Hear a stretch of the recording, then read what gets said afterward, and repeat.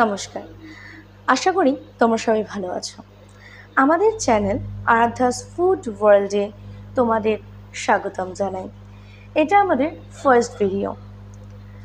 আমরা আজকে আপনাদের সকলের সামনে তুলে ধরতে চলেছি অল্প সময়ের মধ্যে খাস্তা সুস্বাদু খাবার কিভাবে তৈরি করা যায়।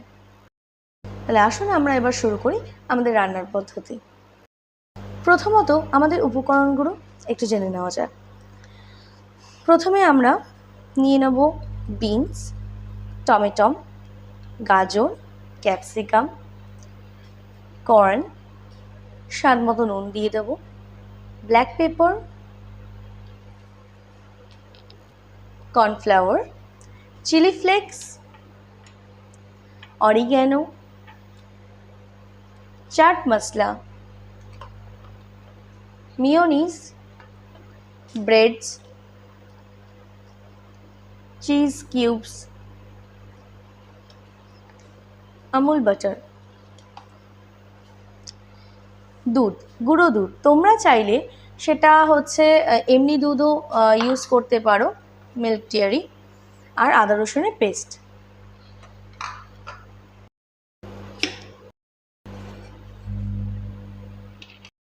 আমাদের সমস্ত ভেজিটেবলগুলো কাটা হয়ে গেছে। পরে আমরা পেঁয়াজ অ্যাড করে নিয়েছি। প্রথমে আমরা দেখে নেব ফ্রাই প্যানটা গরম হয়ে গেছে কিনা। তারপরে 2 চামচ বাটার দিয়ে নেব। বাটারটা ভালো করে ছড়িয়ে নিতে হবে।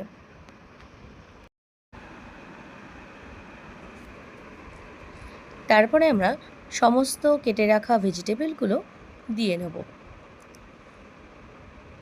প্রথমে পেঁয়াজ অ্যাড করে নেব। পেঁয়াজ অ্যাড করার পর সেটা নাড়াচাড়া দেওয়ার পর আমরা সমস্ত ভেজিটেবলগুলো আস্তে আস্তে করে নেব।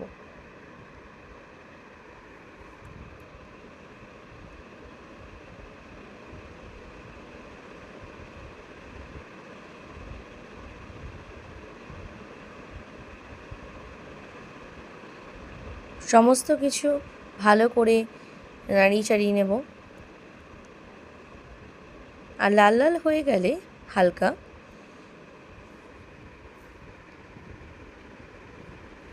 ততক্ষণ পর্যন্ত নাড়াবো যতক্ষণ না পর্যন্ত হালকা লালচে হচ্ছে। তারপরে স্বাদ মতো নুন, চিলি ফ্লেক্স, অরিগ্যানো আর চাট মশলা দিয়ে নিতে হবে। গ্যাসের ফ্লেমটা এই সময় মিডিয়াম আঁচে রাখতে হবে। তারপর আমরা দিয়ে নেব আদা রসুনের পেস্ট। এরপর আমরা দিয়ে নেব ব্ল্যাক পেপার।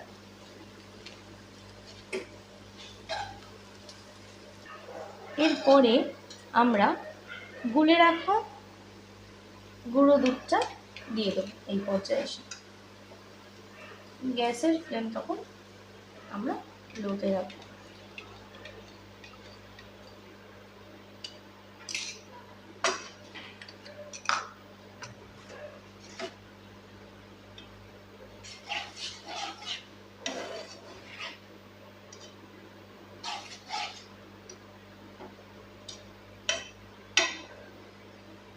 একটুখানি পাকার জন্য ছেড়ে দেব। যখন ফুটে আসবে তখন আমরা এর উপর চিজটা দিয়ে দেব। থিকনেস যখন চলে আসবে, ঠিক এরকম যখন থিকনেস চলে আসবে, ঠিক এইরকম অবস্থায় চিজ যখন আস্তে আস্তে গলে যাবে তখন এটা বন্ধ করে দিতে হবে। আমরা ব্রেডটাকে আগে থেকেই গুঁড়ো করে রেখেছিলাম।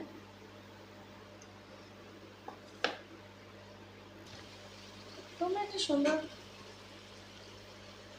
কনসিস্টেন্সি এটা দেখতে পাচ্ছ।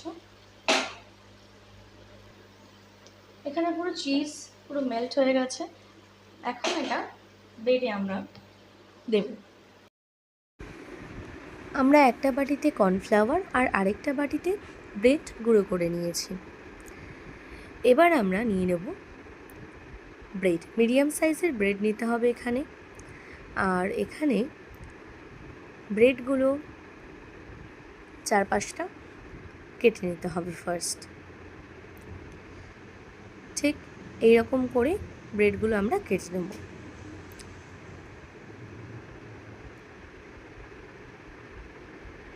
আমাদের সব ব্রেড কাটা হয়ে গেছে। এবার একটা বাটিতে আমরা জল নিয়ে নিলাম। এবার আস্তে আস্তে হাত দিয়ে চেপে নিতে হবে ব্রেডগুলোকে, যাতে চ্যাপ্টা হয়ে যায়। এবার করে রাখা ভেজিটেবলগুলো আমরা ব্রেডের ওপর দিয়ে নেব।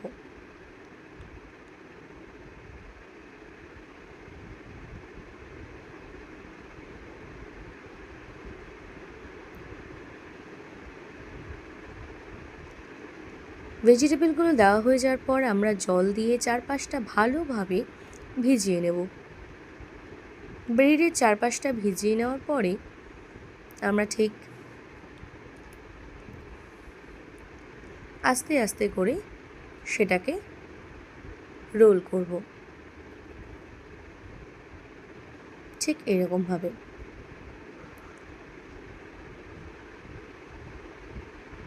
চারপাশটা ভালোভাবে লাগিয়ে দিতে হবে।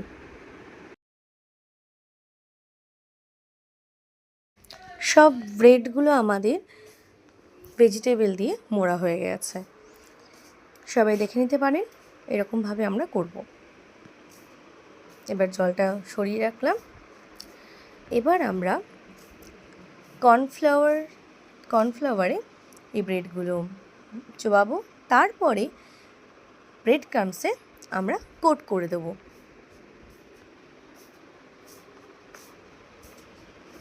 ঠিক এইরকমভাবে আমাদের করতে হবে, তাহলে এইগুলো মুচমুচে হবে। কড়াইতে আমরা এখন তেল ঢেলে দেবো। কড়াইটা গরম হয়ে গেছে।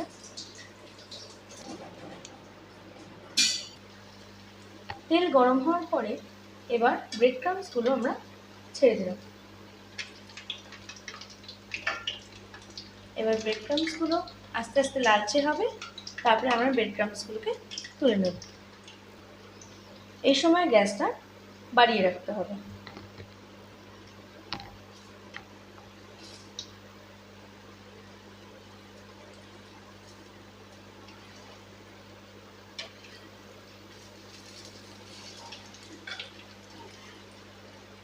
এই সময় আমরা ব্রেড ক্রাম্বসগুলোকে উল্টে নেব হালকা লালচে হয়ে যাওয়ার পর। এরপরে আমরা এক একটা ব্রেডগুলোকে নিচে নামিয়ে নেব।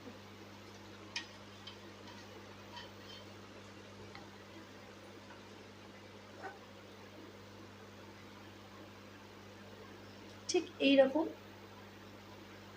হবে।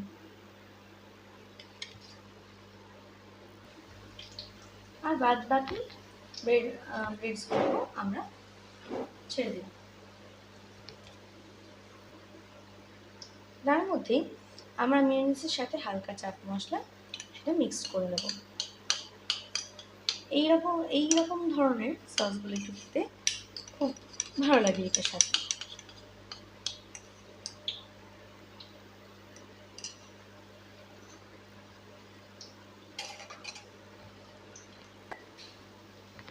আমরা এবার আর বাকি দুটোকেও নামিয়ে নেব।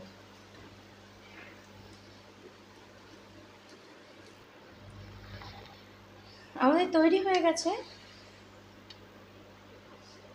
ব্রেড দিয়ে বানানো একটা নতুন রেসিপি।